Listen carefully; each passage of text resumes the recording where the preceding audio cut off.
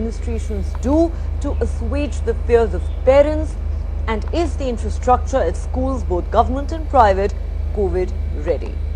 Let's put those questions to our panelists. Joining me on the show tonight, Dr. Chandrakant Laharia, epidemiologist and public health system expert, Dr. Anika Mehrotra, director of Kalka Public School, V.V. Sharma, chairman of Indian Parents Association. We also have with us two students, Suzanne Bode, a class 10 student, and Sia Tayal, a class 11 student. Thank you so much to all of you for joining us. Let me begin with the students. Sia, what about you? Have you gone back to school?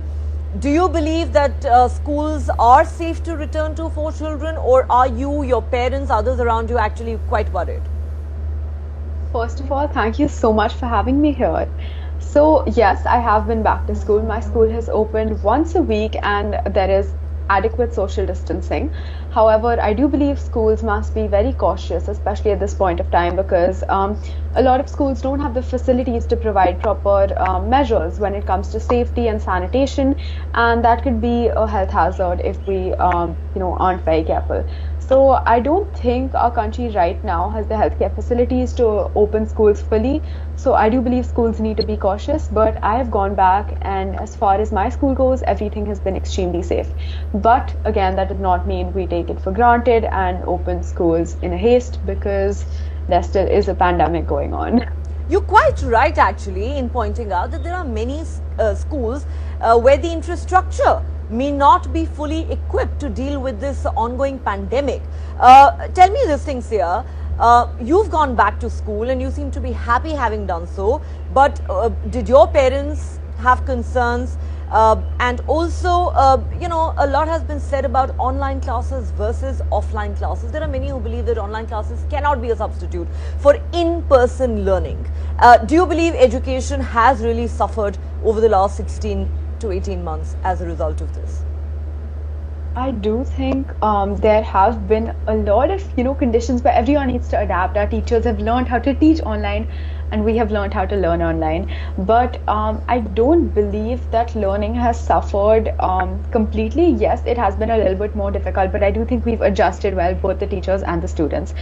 My mom, of course, my dad passed away last year, so my mom was a little hesitant sending me, but I think she had faith in me that I would adhere to the social distancing guidelines and I would be careful when I was going to school. But I don't think she was completely scared. She did want me to have my school years back. But yes, she did tell me to be careful, and she told me to take adequate measures to stay safe. All right. Really sorry to hear about your father, Sia.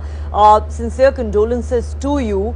Of course, you and your mother are quite brave, and it's interesting you believe that it is time for everyone to adjust to the new normal, even if it means online classes, but that now is changing at several schools across. The school principal on our panel makes an interesting point.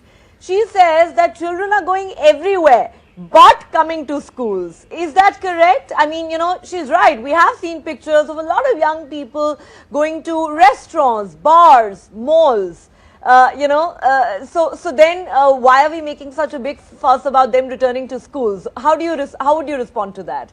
Can you really tell us that you aren't stepping out of your house at all?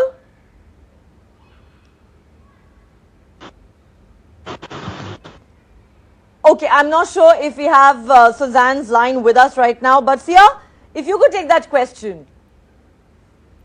Absolutely. I do think I, as an individual, I can speak for myself, have been very careful. I will not deny that I have met my friends, but I have not met more than 2 of my friends over the past year. I have not been to a gathering. So I do think that yes, we are socializing a little bit, but that's just to keep ourselves sane. We're not going to a school full of 180 students and sitting at the same desks as them or touching all the same things as them.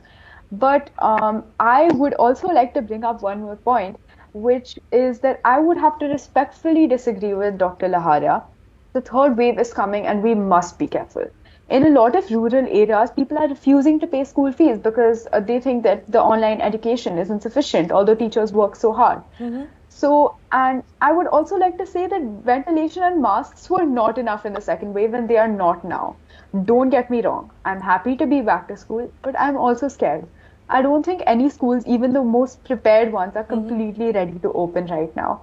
I think we Okay. need to take it very slow and very cautious. Well, your fears are completely understandable, Sia. I don't think anybody will blame you for being worried. Because yes, we are still in the middle of a pandemic, and it's not just about their education, which has in a way got derailed over the last year and a half. Many have also talked about how children's mental health has taken a beating because they've not been able to meet their friends, their fellow schoolmates. So there are a lot of complex issues here. At the end of the day, this is a very delicate balance that we need to achieve between ensuring the safety of children and also not compromising on their education. But yes, at the end of the day, every school has to take the responsibility of ensuring that COVID protocols are strictly adhered to, because children's health is paramount. There can be no compromise on that. On that note, thank you so much, ladies and gentlemen, for joining me on the show, and thanks to the viewers for watching.